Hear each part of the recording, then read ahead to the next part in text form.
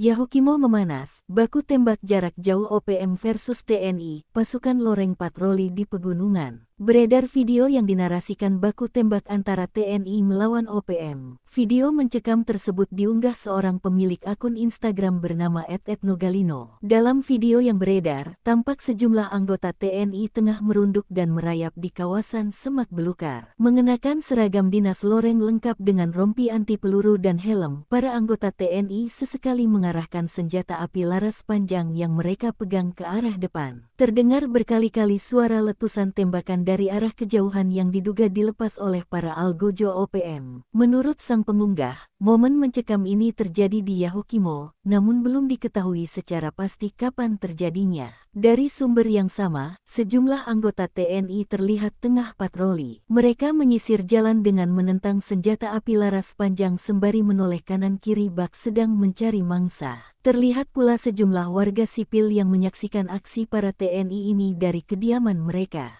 Pra TNI ini tengah patroli menjaga tanah Papua dari gangguan kelompok separatis OPM yang meresahkan. Keterlibatan TNI dalam penanganan konflik di Papua merupakan salah satu bentuk implementasi dari Undang-Undang TNI tentang operasi militer selain perang. Yahukimo dalam beberapa hari di pertengahan April tahun 2025 ini memang memanas. OPM diduga kuat sebagai dalangnya lantaran menebar teror yang mendatangkan korban jiwa. Organisasi yang menginginkan Papua lepas dari NKRI itu kabarnya menghabisi 15 nyawa pendulang emas. Tentara Pembebasan Nasional Papua Barat yang merupakan sayap militer organisasi Papua Merdeka mengklaim telah menghilangkan nyawa 11 warga di Kabupaten Yahukimo, Provinsi